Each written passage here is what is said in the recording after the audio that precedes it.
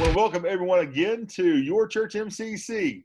We are a metropolitan community church in the New River Valley, currently in Radford, meeting virtually all over the place like this evening with our no-budget studios. And we are joined again with our minister, Amber. Amber, thank you for being here. Hi. How are you doing? I'm good. How are you? I'm doing really good. Thank you for being here for this. And everyone who's watching this, whenever you watch it, thank you for joining us. And also, before you watch this video, we do ask that you watch the video preceding this video. There should be a link to a video, which is a music called The Outsiders by Renton Collective. Kind of prepare your heart and mind for what we're going to talk about for the next few minutes. And, please we thank you for joining us virtually, but also ask that you would DM myself or Amber or anyone at Your Church MCC and ask about joining us physically. But this afternoon, when we record this, it is in the first couple weeks of the new year of 2020. And recently something brought me to mind of the Epiphany story. We really don't follow the liturgical calendar very often at Your Church MCC. But the story of the Magi was something that just, in my progressive faith walk, has touched me quite differently recently. And I was talking with Amber about it and some other people at Your Church MCC, and we thought that we'd just make a video, record it, and talk about it, and look forward to any input you may have on it also. But when we talk about the Magi, Amber, what's some of the things that you are used to seeing or come to your mind when you think of the Magi? Well, I think typically people would refer to them as the wise men. I think that one of the things is how you envision them in your mind. In my head, I see these little elderly, the elders of the church, if you will. But then when you start reading about it and studying, you realize that they weren't even of the church at all. That they actually referred to them as wise men because they were dream interpreters and astronomers, and people would go to them to get help with those kinds of things.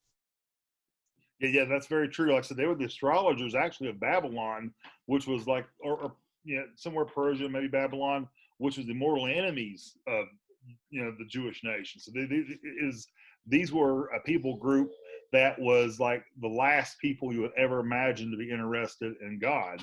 They did not worship the Yahweh of Judaism or the God of the Old Testament. They were, of a lifestyle that the church really, in the best case, considered them exiles, or if you come across someone who practiced what they practiced, to not to excommunicate them, don't deal with them in the best case scenario. But then the worst case scenario was, we need to put these people to death. And I find it fascinating that this is who comes to Christ first. We can look at Scripture, and we're going to pull it up here. Everybody here, please pay attention or have patience as you work in our no-budget studios here. Hold on one second. I'm going to be using the NIV. We use different translations at Your Church MCC, but today using the NIV with Matthew 2, 1 through 12. And it says here, after Jesus was born in Bethlehem in Judea, during the time of King Herod, Magi from the east came to Jerusalem and asked, "Where is the one who has been born King of the Jews? We saw his star when it rose and have come to worship him." When King Herod had heard this, he was disturbed. And I always like this, Amber, right here, because it talks about King Herod being disturbed.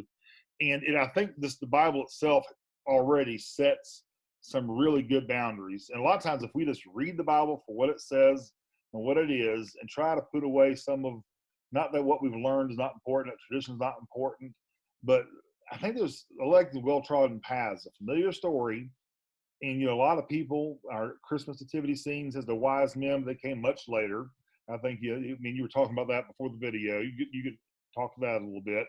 But, it says after Jesus was born in Bethlehem, during the time of King Herod. It gives us a little bit of a placement.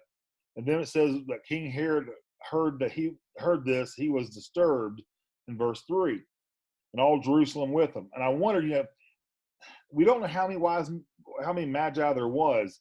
I wonder, if there was only 3, would the king be disturbed? Would all of Jerusalem be disturbed with him? I fear if it was just 3 people, it'd be like Game of Thrones, and they had their heads on pikes. Yeah. Well, and another thing that stands out to me when I read verse 3, that he was disturbed, King Herod, is he's not somebody you want to be disturbed. I mean, he killed his own sons, and didn't he kill his wife? Yeah. And I mean, so he's not somebody that you want to be disturbed. So No, if no, he's no. Yeah. disturbed, He was one bad mamma jamma. yeah. So I'm with you. I think that there's probably more than 3 there for him to be disturbed. I can't remember what source I was looking at. You mentioned when we was talking earlier that it could have been a lot of people, thousands of people. I know somebody said that could have been up to 10,000. I can't remember who that was, but I do remember, and this is not probably correct, but but I got a big imagination. I'm thinking like when they came into the town, it's probably like something out of Aladdin.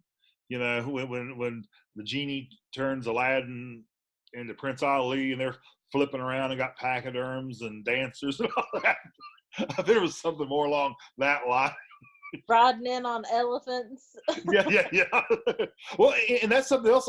Looking at this, did some reading. We always picture them on camels. It more than likely was Arabian horses, because camels could not have made the trek. Or it would have taken them forever to get there if they did. But so more than likely, it was Arabian horses and not camels, and that would have been very impressive too, to see that many people coming in. But we continue on at verse 4. When Herod had called them together, all the people's chief priests and teachers of the law, he asked them where the Messiah was to be born. In Bethlehem in Judea, they replied, for this is what is written in the prophets. So you, Bethlehem, in the land of Judah, are by no means least among the rulers of Judah, for out of you will come a ruler who will shepherd my people Israel. And Matthew uses a lot of Old Testament references. That's kind of just Matthew's shtick. And so there's a lot of Old Testament in Matthew. He's reaching out to a Jewish audience.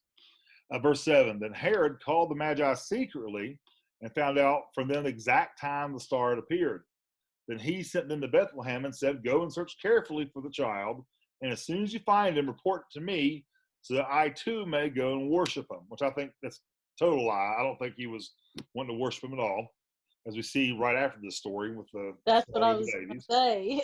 Yeah. When he had all of the male children under 2 killed. Oh yeah, which I always thought, again, don't know, but I always thought that would make Jesus stick out. Kind of, he's the only person in town celebrating a birthday. Because after this, he escapes to Egypt, Africa, and then comes back later. It just blows my mind.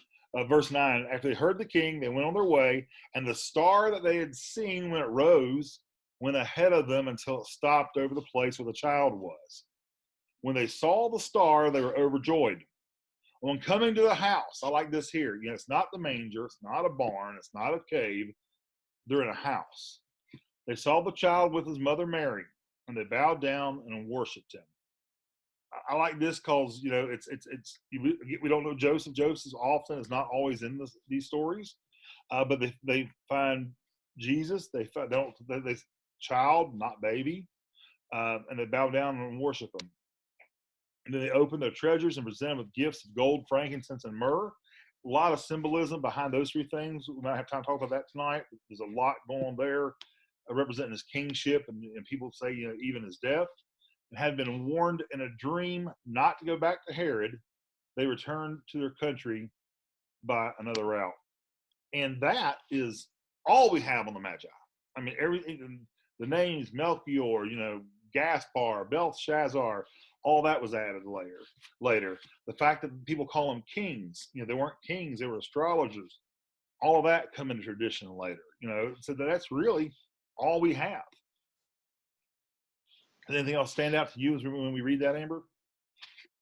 Well, the way that they followed the star and the movement of the star, I personally read an ESV study Bible, and it mentions in the footnotes of that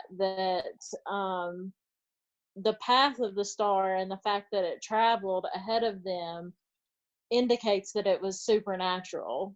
That that is not the way that it typically happened. So there was other things at work there, and I just feel like that even when they got there, and they worshiped him, and they were pagans. They didn't know anything about God or Jesus or the Messiah or any of this, and they knew, and yet they knew how to act. They knew what to do.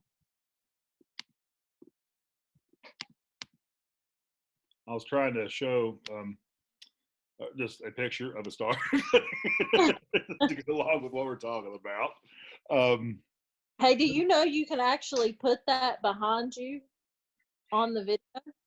Yeah, I think that was possible. I'm not going to try it right now. We're talking, like I said, if you're watching this, I hope you're enjoying this as much as we are, because this is no budget studios, and it is so much fun, because I was playing with that a little bit ago too. I'm not sure if it comes through on the video that we were going to see later, but yeah, I thought it was pretty cool. But yeah. A lot of people think it's a juxtaposition of planets, but planets wouldn't react that way. And and it I know why people want to do that, because they want to lock down when this happened. And there is a Chinese I think it's somewhere in the Far East, but it's Chinese astrological calendar that they try to get a date from too, by another interstellar interaction. But and comets, but things don't appear and reappear and move and stop. So some people believe it's an angel, because an angel, or angels are called stars. Even in the Old Testament, stars of the morning, stars, sons of God.